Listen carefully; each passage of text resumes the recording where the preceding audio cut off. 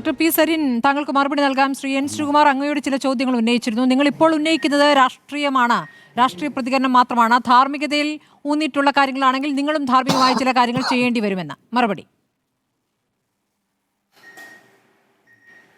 സ്മൃതി, ഇവിടെ കോൺഗ്രസിന്റെ MLA എന്നുള്ള രീതിയിൽ അദ്ദേഹം കോൺഗ്രസിനെ മാത്രം പ്രതിനിധാനം ചെയ്യുന്ന ഒരാളല്ല. അദ്ദേഹം ഒരു പൊതുസ്വത്താണ്, പാലക്കാടിന്റെ MLA ആണ്. അദ്ദേഹം ഇപ്പോൾ കോൺഗ്രസ് ശല്യം മാത്രമാണോ അതോ ഒരു പൊതുശല്യം കൂടിയായി തീർന്നിട്ടുണ്ടോ എന്നാണ് പൊതുസമൂഹം വിലയിരുത്തുന്നത്. ഇത്രയും കാലം അദ്ദേഹത്തിന്റെ പ്രിഡേറ്ററി ഇൻസ്റ്റിങ്സ് കാണിച്ചിരുന്നത് കോൺഗ്രസിനകത്തായിരുന്നു എന്നും ഞങ്ങൾക്കില്ലാത്ത പരാതി നിങ്ങൾക്ക് എന്താണ് എന്നുമുള്ള ഒരു തരത്തിലുള്ള സ്വയം പരിഹാസ്യരാകുന്ന ചോദ്യമാണ് അവരെ ഇതുവരെയും നയിച്ചത്. അപ്പം അതുകൊണ്ട് ഉള്ളിലെ പരാതികളെയെല്ലാം അവർ കേട്ടില്ലെന്ന് നടിക്കുകയും അങ്ങനെ കേൾക്കാത്ത പരാതികളുടെ പേരിൽ നടപടി എടുത്തില്ല എന്ന് വരുത്തി തീർക്കാനും അവർക്ക് സാധിച്ചു. പക്ഷേ അതേ കോൺഗ്രസിലെ സ്ത്രീകളായിട്ടുള്ള പ്രവർത്തകർ ഈ സംഭവങ്ങൾ തുറന്നു പറയാൻ മുന്നോട്ട് വരികയും ഒരുപക്ഷെ ഒരു മാധ്യമ പ്രവർത്തകയും എതിർ രാഷ്ട്രീയത്തിലുള്ള മറ്റൊരു എഴുത്തുകാരിയും ഒക്കെ ഈ വിഷയത്തിലേക്ക് സമാനമായ കാര്യങ്ങൾ ഞങ്ങളിലേക്കും കൂടി അനുഭവമായി വന്നിട്ടുണ്ട് എന്ന് വിളിച്ചു പറയുകയും ഒക്കെ ചെയ്തപ്പോൾ ഇദ്ദേഹത്തിൻ്റെ പ്രിഡേറ്ററി ഇൻസ്റ്റിങ്ക്ട്സ് ഒരു കോൺഗ്രസ് ശല്യമായിട്ട് മാത്രമല്ല, കാരണം അദ്ദേഹത്തിൻ്റെ നൈതിക ബോധം അല്ലെങ്കിൽ അദ്ദേഹത്തിന് ഇരയാക്കേണ്ടവരാരാണ് എന്നുള്ളതിൻ്റെ പാറ്റേണിനെയൊക്കെ അദ്ദേഹം തന്നെ എന്നോ ഭേദിച്ചു കഴിഞ്ഞ് കാണുന്നവരോട് മുഴുവൻ അദ്ദേഹത്തിൻ്റെ മാനസികമായിട്ടുള്ള നില, ആ വൈകൃതത്തെ പ്രൊജക്റ്റ് ചെയ്യാൻ ശ്രമിച്ചുകൊണ്ടിരിക്കുന്ന സമയത്ത് തെറ്റ് ചെയ്യാൻ മാത്രമല്ല അദ്ദേഹത്തിന് മടിയില്ലാത്തത്, പകരം ചെയ്ത തെറ്റ് മറച്ചുവെക്കാനും മടിയില്ലാത്തതിൻ്റെ ഏതറ്റം വരെയും പോകുന്നതിൻ്റെ സാധ്യതകളെ, സാഹചര്യങ്ങളെയാണ് അദ്ദേഹം ഉപയോഗപ്പെടുത്തുന്നത്.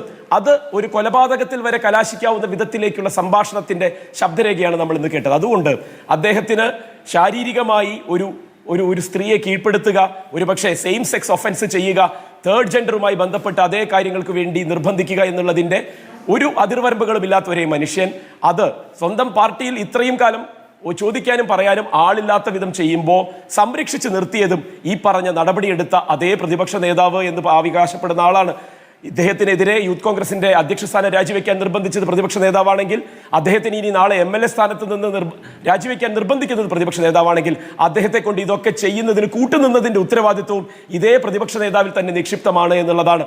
അദ്ദേഹം CPM-നെയോ അല്ലെങ്കിൽ ഇവിടുത്തെ ഇലക്ടറൽ സാധ്യതകളിലേക്ക് കോൺഗ്രസിനെ മുന്നോട്ട് കൊണ്ടുവരുന്നു എന്നുള്ള വാദമോ CPM-നെ അങ്ങനെ ഇല്ലാതെയാക്കാനുള്ളതിന്റെ പേടി കൊണ്ട് CPM ഈ വാദങ്ങൾ മുന്നോട്ട് വെക്കുന്നു എന്നുള്ളതല്ല, പകരം കോൺഗ്രസിനെ തന്നെ ഇല്ലാതെയാക്കി ഇത്രയും വർഷം കൊണ്ട് 4 വർഷം കൊണ്ട് അദ്ദേഹം കോൺഗ്രസിനെ സമാനതകളില്ലാത്ത വീഴ്ചയിലേക്ക്, സമാനതകളില്ലാത്ത വിധം കൂപ്പുകുത്തുന്നതിലേക്ക് എത്തരത്തിലാണ് അദ്ദേഹത്തിൻ്റെതായ കോക്കസിനെ, ഒരു ക്രൈം സിൻഡിക്കേറ്റിനെ ഉണ്ടാക്കിയെടുത്തത് എന്നാണ് ഇന്ന് പൊതുസമൂഹം ചർച്ച ചെയ്യുന്നത്.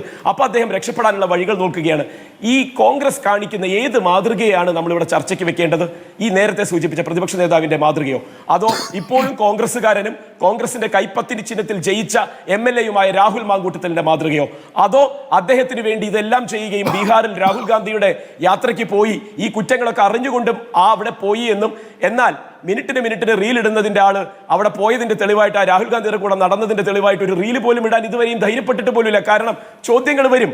ചോദ്യങ്ങളെ ഭയക്കുന്ന ഷാഫി പറമ്പിലിന്റെ മാതൃകയാണോ, അതോ പാലക്കാടിന്റെ MP ആയിട്ടുള്ള VK ശ്രീകണ്ഠൻ കാണിച്ച വസ്ത്രത്തിന്റെ നീളവും അവരുടെ നഗ്നതാ പ്രദർശനവും ഒക്കെ എന്ന് വരുത്തി തീർക്കുന്നതിനുള്ള മാതൃകയാണോ, അതോ ഞാൻ പറഞ്ഞു ബീഹാറിൽ അദ്ദേഹം സ്വയം അഭിരമിച്ചിരുന്ന ആ ഞാൻ പറഞ്ഞത് എന്ത് സ്മൃതി, വെറുതെ എന്തിനാ വളച്ചൊടിക്കുന്നത് സ്മൃതി? ആർക്ക് വേണ്ടിയാണിത്? സ്വന്തം വാളിൽ റീലിടുന്നതിന്റെ സംസ്കാരത്തിലൂടെ കോൺഗ്രസിന്റെ അധികാര സ്ഥാനങ്ങളും സ്വീകാര്യതയും വെട്ടിപ്പിടിക്കുന്നതിന്റെ ശൈലി പിന്തുടരുന്ന ഒരാൾക്ക് 3 ദിവസമായിട്ടും 2 ദിവസമായിട്ടും ആ യാത്രയിൽ പങ്കെടുത്തതിന്റെ ക്ലെയിം, സ്വയം ഇത്രയും മഹത്വവൽക്കരിക്കപ്പെടുന്ന ഒരു യാത്രയുടെ ഭാഗമായിട്ട് ഞാനിതാ തിരിച്ചു വന്നിരിക്കുന്നു എന്ന് പറയാനുള്ള ആർജവം പോലുമില്ല.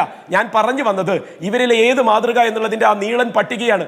ഏറ്റവും പേടിപ്പിക്കുന്ന മാതൃക കോൺഗ്രസിന്റെ സൈബർ ഇടത്തിലെ വെട്ടുകിളി കൂട്ടങ്ങളുടേതാണ്. അവർ നടത്തുന്ന ആക്രമണത്തിന്റെ രീതി,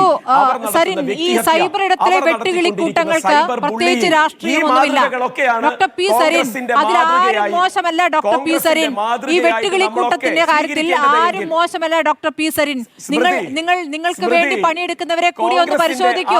ആർക്കൊക്കെതിരെയാണ്, ഏതൊക്കെ രൂപത്തിലാണ്, എത്ര വഷളത്തരമാണ് വിളിച്ചു പോകുന്നതെന്ന് അങ്ങ് പരിശോധിക്കേണ്ടതുണ്ട്. വേണ്ടത്? അങ്ങനെ വെട്ടുകിളിക്കൂട്ടത്തിന് വേണ്ട കാര്യം മാത്രമാണ് പറയേണ്ട. രാഹുൽ മാങ്കൂട്ടത്തിന്റെ മാതൃകയാണോ? രാഹുൽ മാങ്കൂട്ടത്തിന്റെ മാതൃകയല്ലല്ലോ നമ്മൾ ഇവിടെ ചർച്ച ചെയ്യുന്നത്. വേണുഗോപാലിന്റെ മാതൃകയാണോ? അല്ല, മാതൃക എന്ന് പറഞ്ഞത് രാജിവെച്ച് മാതൃക കാട്ടുമോ എന്നതാണ് നമ്മുടെ ചോദ്യം. താങ്കൾ ചോദ്യത്തെ അവസാന നിമിഷം വളച്ചൊടിക്കേണ്ട Sarin.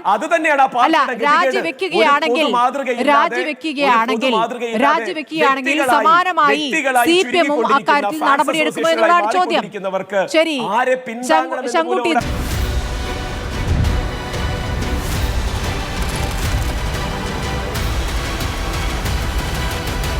Debate with Smriti Parathikkad.